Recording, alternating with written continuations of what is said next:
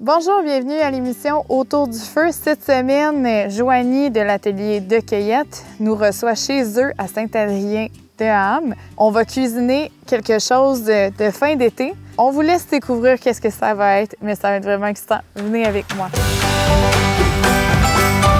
tu l'as laissé rouler?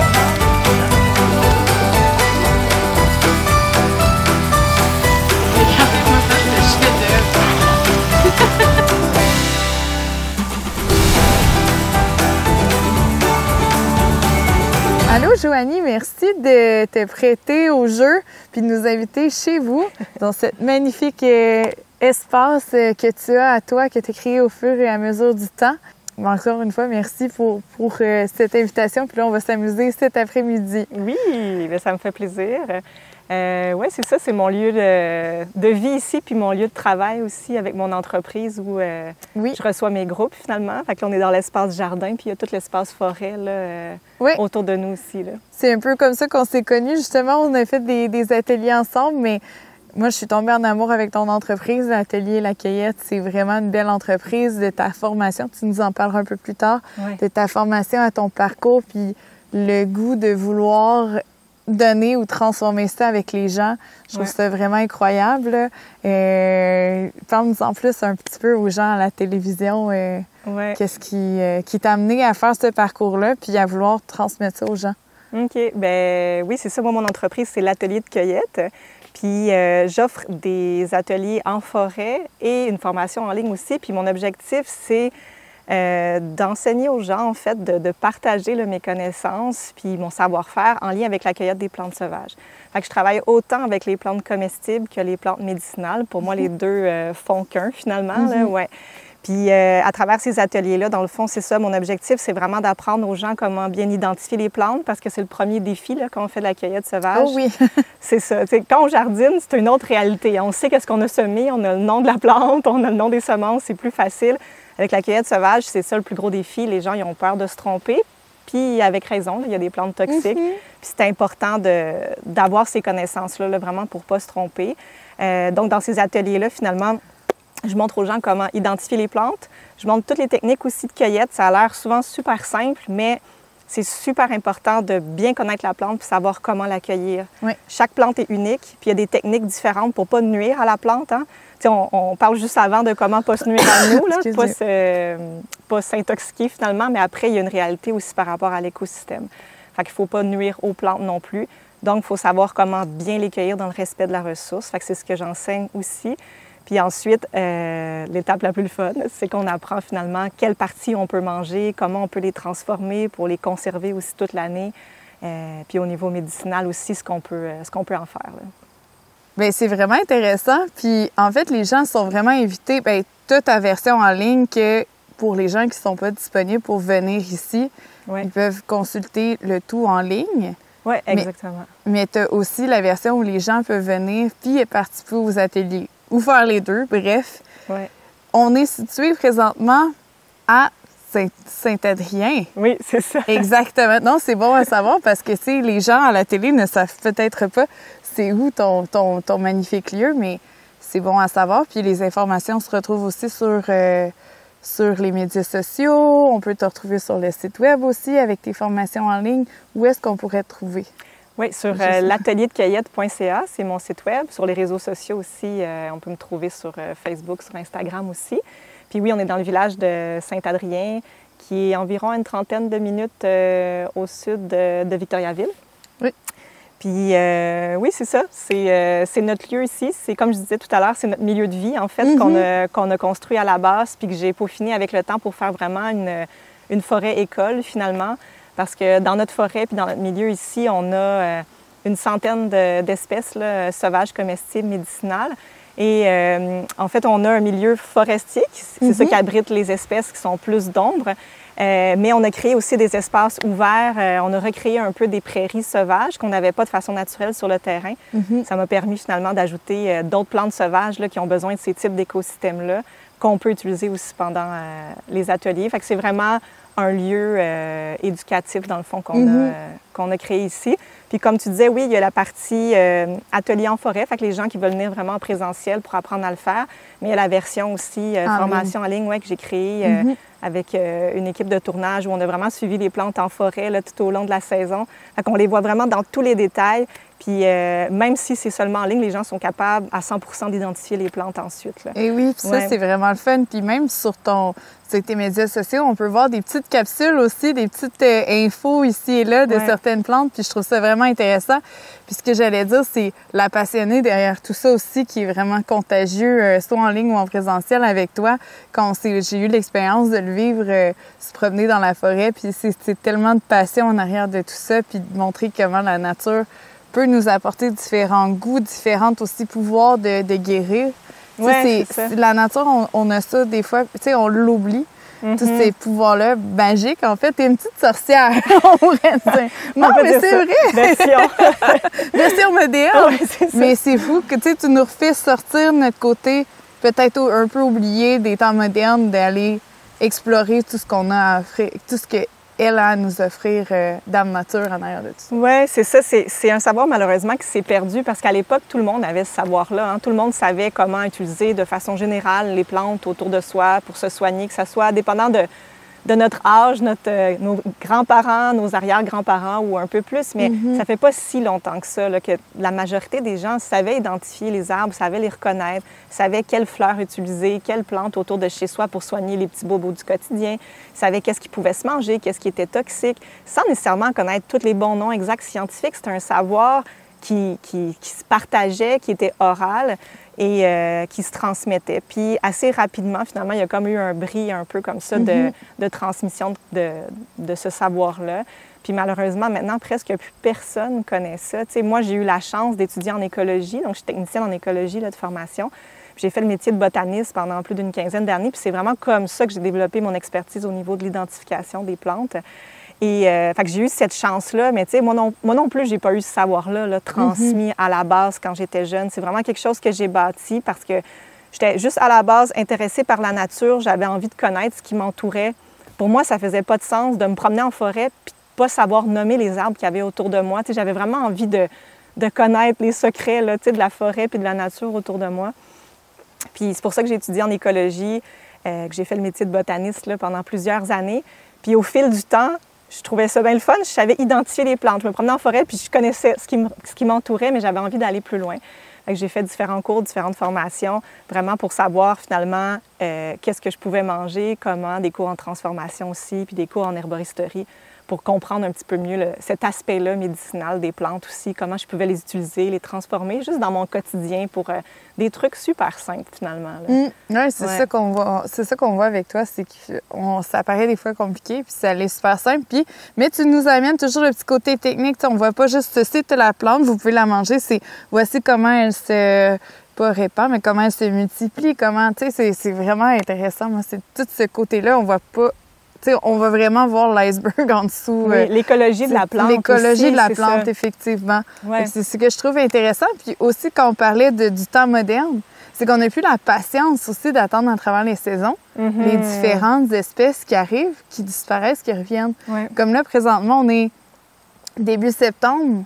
Nous, on fait des ateliers ensemble au printemps. Fait que moi, je vois carrément d'autres choses qui est plus comme le milieu feuillu, comme on dirait, plus le début des feuilles. Ouais. Puis on est plus au moment des racines, des fruits, parce qu'on est aux récoltes, on a les foins, on a les pommes, là, on a les poires. J'en dis pas plus, là, mais je pense, laisse-nous qu'est-ce qu'on va cuisiner aujourd'hui? Qu'est-ce que tu nous amènes tester aujourd'hui? Bien, c'est intéressant, juste avant, pour dire ce qu'on va cuisiner. Ouais, tu peux, ce que tu viens de me dire, en fait, c'est pas toute la même chose qu'on peut cueillir du printemps jusqu'à l'automne. Même l'hiver, on peut faire des cueillettes de plantes sauvages. Je pense aux aiguilles de conifères, entre autres. Puis c'est ça, fait que c'est vraiment une façon aussi de développer, en fait, notre lien qu'on peut avoir avec la nature. On change notre regard une fois qu'on est capable d'identifier, de reconnaître, puis qu'on regarde les saisons, comme tu dis, puis les différentes choses qu'on peut cueillir, il y a vraiment un changement qui se fait. Puis je le vois chez mes participants là, à mes cours. Ils me disent « Ah, je vois plus rien pareil. Je marche tellement lentement en nature. J'ose plus piler sur une plante. » On comprend toute la valeur.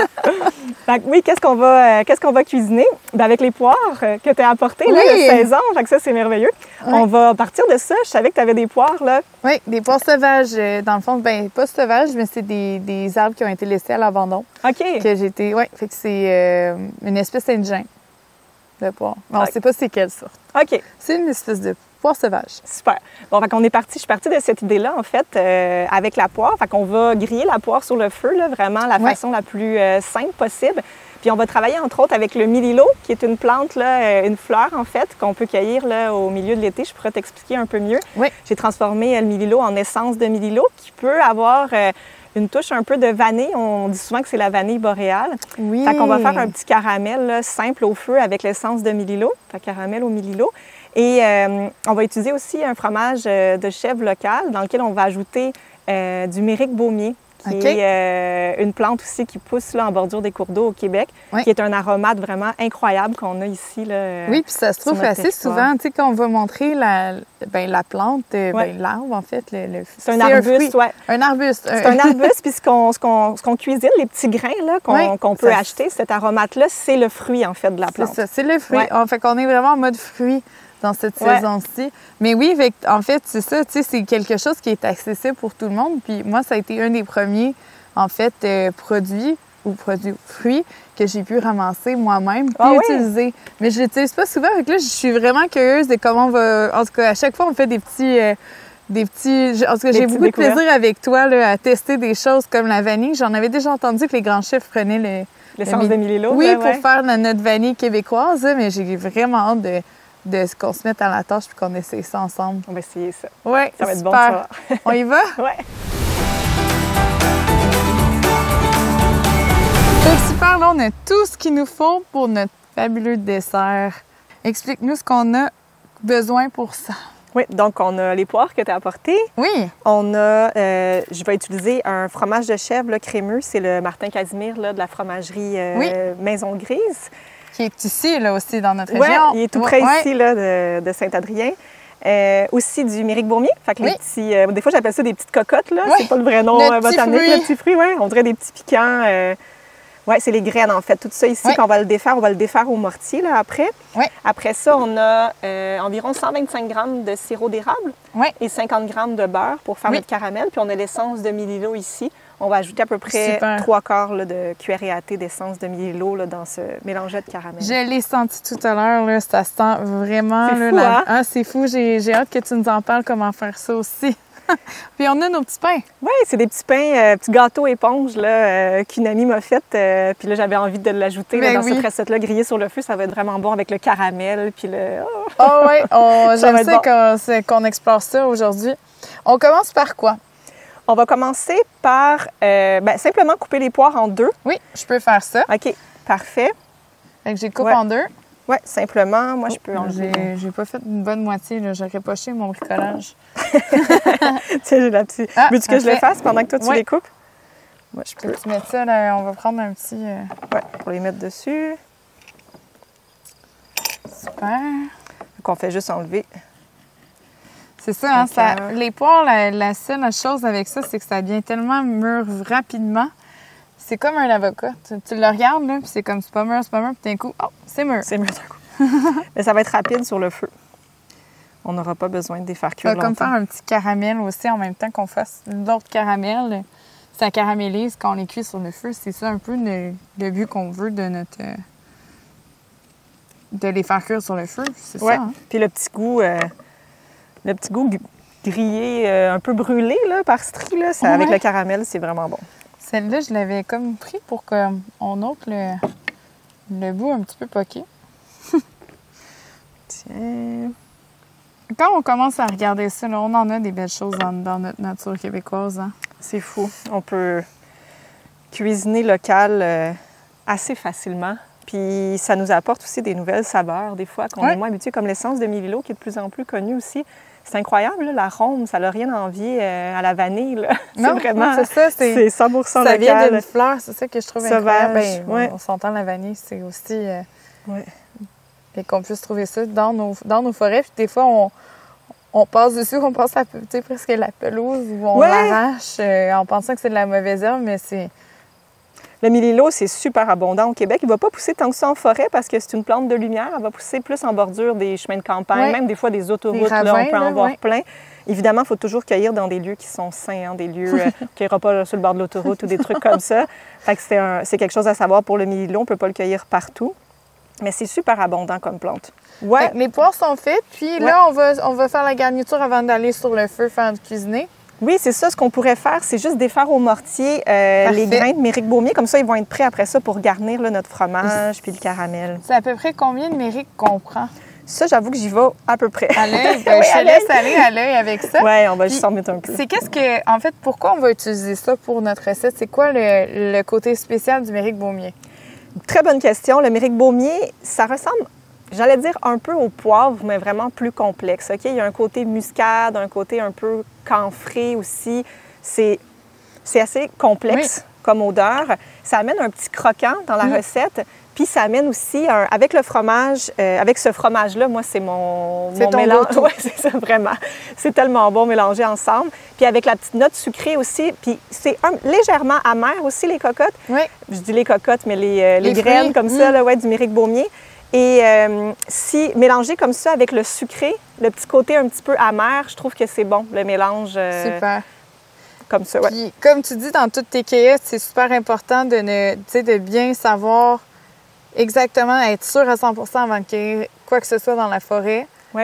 Fait que ça, pour toi, c'est une de tes règles d'or. C'est soyez certain. Si vous avez un point d'interrogation, on cueille pas. On cueille pas. C'est vraiment la règle de base là, quand on veut faire la cueillette sauvage. À force de former des gens, j'ai entendu toutes sortes d'histoires de personnes qui se sont trompées puis tout ça. Puis faut pas, il faut pas jouer avec ça. Oui, c'est ça. Fait que faut pas. L'idée non plus, c'est pas de faire peur aux gens. C'est vraiment si on est bien outillé puis qu'on a les bonnes informations, on est capable de le faire. C'est pour ça que justement, dans mon cas, avec l'entreprise, j'ai créé les ateliers puis la formation, c'est vraiment ça, pour être capable de tout avoir, pour être capable ensuite de cueillir en confiance puis de ne pas se tromper. Des fois, les gens regardent des vidéos là, rapidement, 10-20 secondes sur les réseaux. Ah, c'est beau, hey, j'ai cette plante-là près de chez moi, je peux aller la cueillir. Il faut aller plus loin. Il faut vraiment apprendre à bien connaître la plante. Effectivement. Donc, on va mettre juste quelques petites cocottes. Ah oui, moi, je t'ai comme juste mis tout ça. Oui, on va les défaire comme ça. Mais comme si c'était du poivre, comme si on venait poivrer un peu. Exactement. Fait que, puis toi, tu l'as séché. Quand tu l'as cueilli, tu l'as séché? Oui, je l'ai séché pour pouvoir le conserver tout l'hiver après. Parfait. C'est prêt. Okay. Fait qu'après ça, au mortier, regarde, on fait juste peser doucement, là. Oui. Puis ça se défait tout en petits grains, tu vois? Oui, vraiment comme du poivre. Exactement. Fait que ça va garder son petit côté croquant, puis en même temps, ça aide à libérer les saveurs, l'arôme aussi. Fait qu'on a notre petit poivre. Là, on va commencer à se déplacer vers le... Ah, je vais juste défaire ici. Je vais mettre le fromage. On va le brasser un petit peu pour venir l'effilocher. Oui, c'est ça, juste le défaire. Oui, c'est vraiment un crémeux. Oui. Super. Fait qu'on a notre petit caramel en premier. Ça prend un petit peu plus de temps si ce sera pas long pour les poires sur le feu. Allons au feu. J'avais bien la poêle pour qu'elle soit bien chaude pour notre caramel. Oui, elle fume déjà, là, tu vois. Elle fume. Ça va être parfait. C'est prêt. Ouais. Là, on met le sirop d'érable en premier. Sirop d'érable. On va ajouter le beurre. 50 grammes de beurre. Tiens. Puis on va juste faire... Pour ceux qui veulent être funky aussi, on peut rajouter de l'alcool. Des fois, un petit peu d'alcool dans notre petit caramel. Tu vois, le beurre, il est bien fondu, là.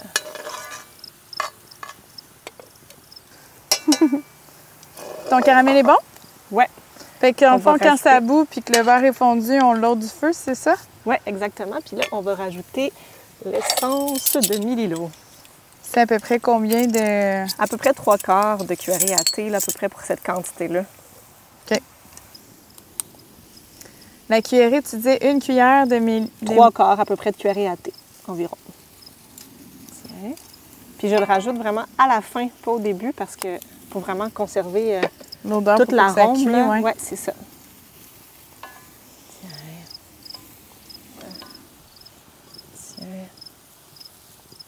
On y a une flamme ici, par exemple. Je vais juste Oups. te noter. Oh, merci. Tiens, puis avec les pinces après, si tu veux les Super. tourner aussi. Oui, tu me diras. Là, qui font des petits stries noirs, là. Oh! Wouhou! Ça va être rapide. Wouh! J'ai vraiment la boucane. On a ici, regarde, tu vois, elle commence à acheter son jus, fait que je pense qu'elle est Oui, belle. c'est parfait. Wouh! Ah, elles sont parfaites. Ouais! Hey, je On peut m'excuse, faire faut que ça. je m'élève, j'ai trop de boucanes dans les yeux.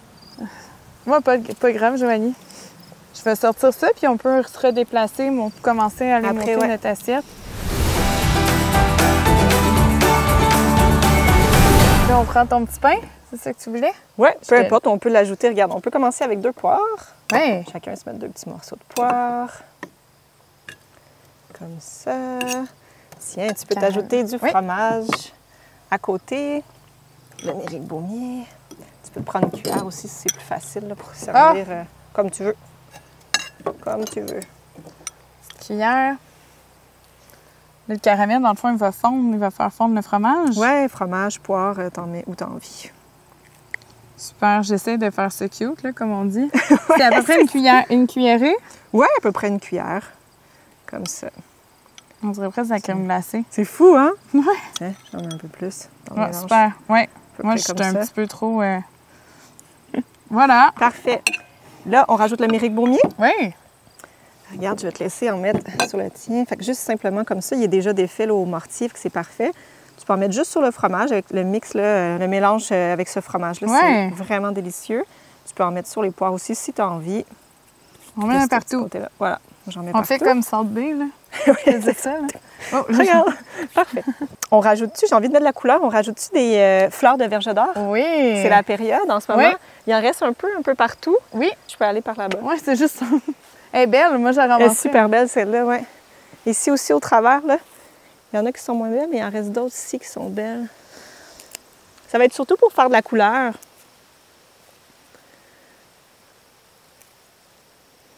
Tiens, les belles fleurs.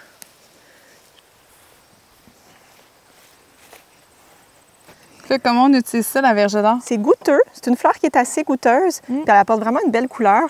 Ça va être bon là, en mélange, Oui. comme c'est sucré en plus. Ça se boit bien aussi. Moi, je me fais des tisanes aux verges d'or. Oui, avec la verge d'or, c'est génial. Tiens, regarde, tu peux juste défaire comme ça l'inflorescence. Tu viens chercher les petites fleurs jaunes. Puis on Regarde, les met je trouve que ça va faire Ah, beau. vraiment? C'est ça, ça va ajouter Un une peu petite de couleur. de septembre. Ouais, Le jaune. Ah oui, vraiment. c'est beau, hein? Et on s'amuse. Puis après, on a notre caramel au mélilo ici dans la poêle. Oui. Fait que là, on peut juste venir faire ça. Tiens. Je t'en mets? Oui. T'en veux partout? Oh oui. Tiens. Tadam! Super. Wow. En fait, ce qu'on peut faire, c'est... je peux te faire un petit fond de... Tiens, on va... Ah, OK, pour En le tout cas, faire coller. Peu importe. Tiens, il y a le petit pain ici Super. grillé là, qu'on peut ajouter et qu'on pourra tremper dans le caramel au mélilo. Wow. Ça y est, Ah, c'est prêt! ben super. Hey. En plus d'être cute, ça va être bon. C'est clair. Allons-y. C'est trop beau, hein? Oui. Moi, je prends une petite bouchée de tout. Ouais, c'est ça l'idée. Un peu de fromage. Et moi, j'aime Amérique. tellement ça. Je joue venir ici, puis aller jouer dans la nature. C'est vraiment ça, le terme pour moi. Ouais. On joue, puis on teste, puis on expérimente. C'est ça qui est Mais le fun. merci encore de fait t'avoir trop prêté au plaisir. jeu, puis... Moi, c'est une belle excuse C'est- pour passer la journée dehors à cuisiner. Ben oui. Merci. Santé. Santé. Ouais. On va tout manger. C'est vraiment bon. Oh mon Dieu. C'est bon.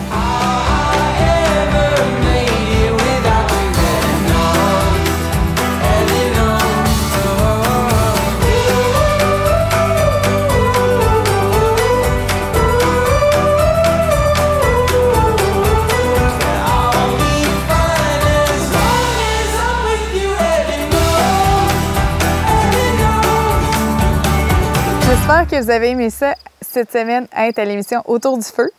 En fait, si vous voulez en savoir un peu plus puis que ça vous a donné le goût d'aller explorer vos alentours puis goûter à plein de choses qui se retrouvent dans notre belle Mère Nature, bien, je vous invite à aller voir le site de Joanie à atelierdecueillette.ca.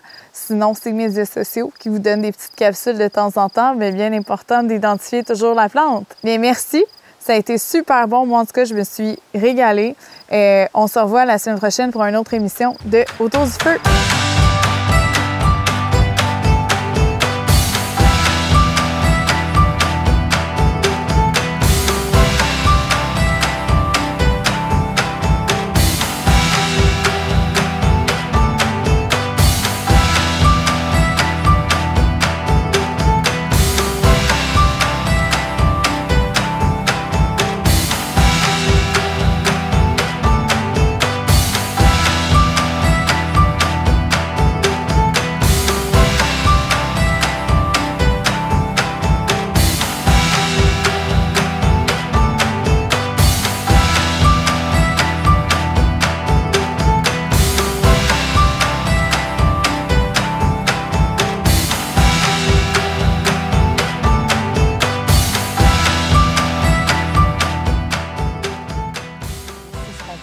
On peut en faire. T'as besoin de tout ça. Je voyais ta J'en venais. Bébite. Je voyais sa face. Dans les bloopers. J'étais sur le bord de pleurer.